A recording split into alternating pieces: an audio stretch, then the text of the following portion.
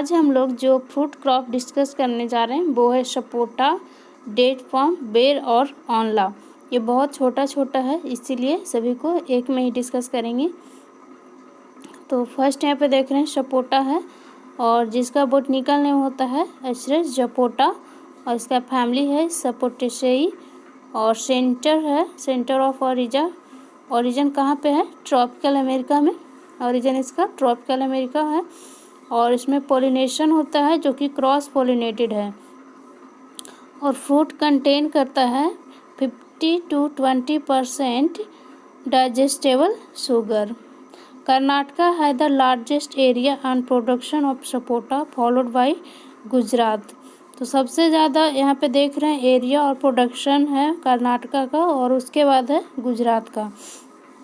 Sapota है जो कि क्लाइमेटिक फ्रूट है और ट्रॉपिकल भी है। तो यहाँ पे देख रहे हैं sapota is a climatic and tropical fruit crop है। क्लाइमेटिक हम लोग जानते ही हैं, वैसे क्रॉप जो कि हार्वेस्टिंग के बाद उसमें रैपनिंग आएगा उसको क्लाइमेटिक बोलते हैं। और ट्रॉपिकल है जो कि इंडिया के अगर मैप देखते हैं तो नीचे वाले पार्ट में इसका कल्टीवेशन होता है। केरला, कर्नाटका, महाराष्ट्र, तमिलनाडु, ये सब वाले को बोलेंगे। अब इसका देख रहे हैं एग्रो क्लाइमेटिक रिक्वायरमेंट। तो यहाँ पे एग्रो क्लाइमेटिक रिक्वायरमेंट में है it is a tropical fruit which require warm and humid.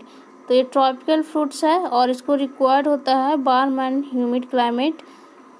और इसके लिए जो ह्यूमिडिटी चाहिए वो लेस देन 70% चाहिए। Temperature ranges of 10 to 38 degree Celsius. Temperature चाहिए 10 से 38 डिग्री सेल्सियस। और यहाँ पे देख रहे हैं क्या है, सूटेबल होता है फॉर सपोटा कल्टीवेशन के लिए, where it flower and fruit throughout the year. Deep alluvial sandy loam and well drained medium black soil with pH 6 to 8 are ideal for its cultivation. तो deep soil यहाँ पे देख रहे हैं deep alluvial होगा, sandy loam और well drained होगा, जो कि अच्छा होता है सपोटा के कल्टीवेशन के लिए। और इसका pH चाहिए 6 से 8। और यहाँ पे वैरायटी देख रहे हैं, तो इसका जो इम्पोर्टेंट वैरायटी कुछ है वो है क्रिकेट बॉल, मुरब्बा, काली पट्टी, पीली पट्टी, कलकत्ता राउंड, कीर्ति भारती, पल्ला, ब्रह्माशी।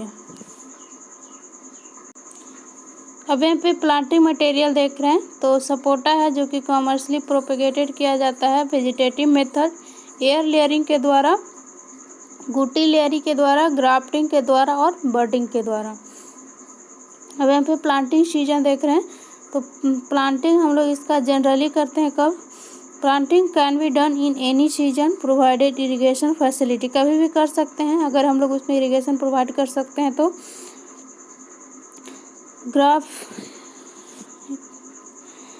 Grafts are usually planted in beginning of rainy season. In area which express heavy rainfall, the crop can be planted as late as September.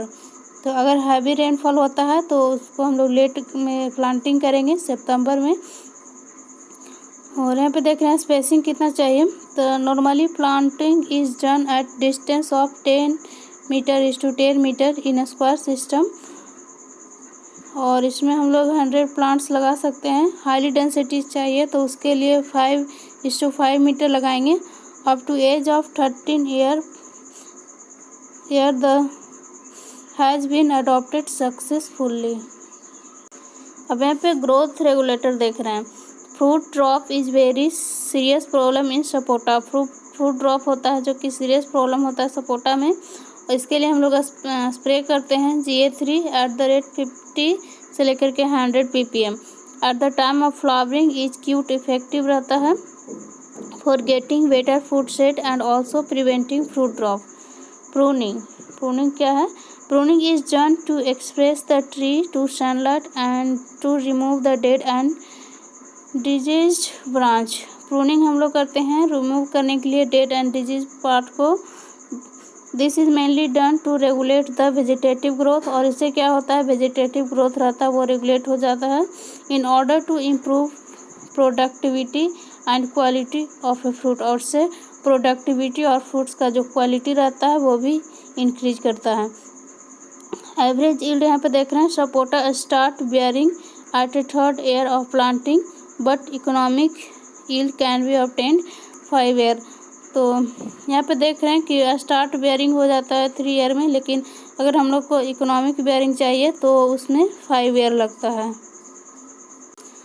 In high density planting the production increase from 4 ton per एकड़।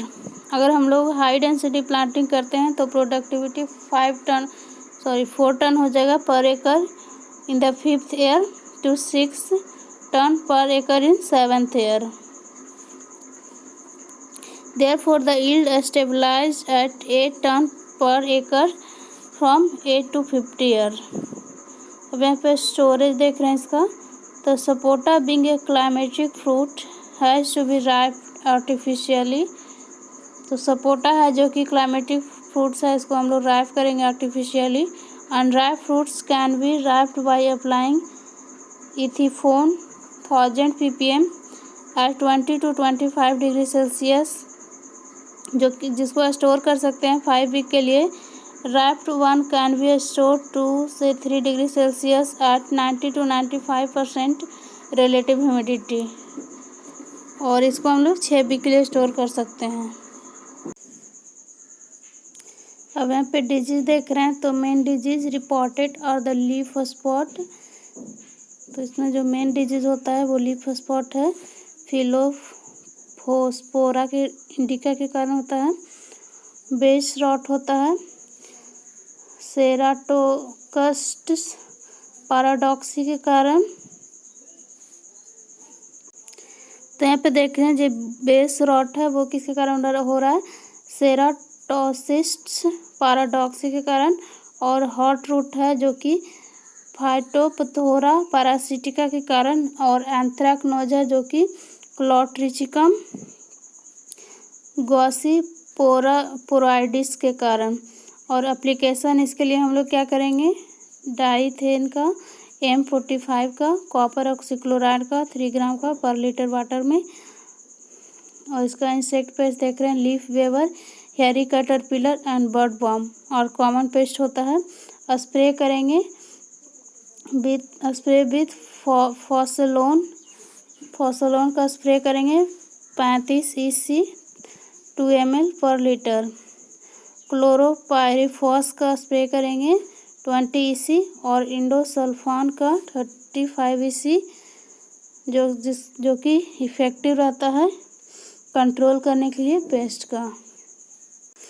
अब हम लोग other crop देख रहे हैं, वो है date palm, और इसका जो बोटनिकल नेम होता है वो है फोइनिक्स डैक्टिलीफेरा, फैमिली है आर्केसेई, और ओरिजिन है मेडिटेरियन रीजन, पर्शियन गल्फ है।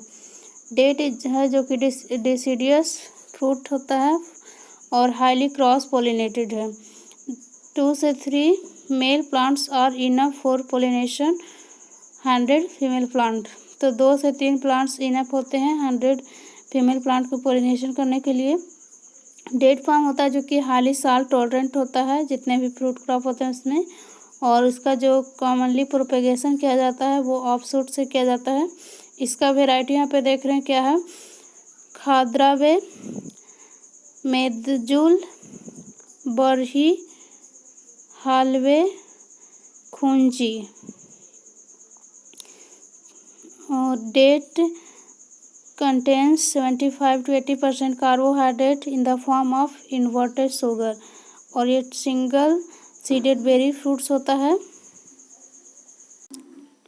अब यहाँ पे देख रहे हैं कि in India date is harvested at ढोका स्टेज। इंडिया में ढोका स्टेज में इसका हार्वेस्टिंग करते हैं, और ढोका स्टेज होता है 13 से 17 दिन वीक आफ्टर पोलिनेशन, जब इसमें हार्ड येलो, पिंक और रेड में भी स्वीट और एस्ट्रेंजेंट इडेबल स्टेज होता है, उसको हम लोग ढोका स्टेज बोलते हैं। और सेकेंड होता है इसमें डेंजरूवेटिव। ये होता है 17 से 21 दिन के बाद होता है आफ्टर पोलिनेशन। 17 से 21 वीक आफ्टर पोलिनेशन होता है इसमें। फ्रूट सॉफ्टन हो जाता है, एक्टिव और इडेबल स्टेज ये होता है। और थर्ड इसमें हम लोग देखते हैं क्या होता है, पिंड टैमर, जो कि 21 से 22 वीक आफ्टर पोलिनेशन होता है। इसमें क्या होता है, फुल्ली राइप कर जाता है फ्रूट्स, और इसमें 60 से 84% TTS होता है, इडेबल स्टेज होता है। यहाँ पे देख रहे हैं डेट हार्वेस्टेड एट ढोका stage have 70 to 80% moisture. In other country date is harvested at dang stage.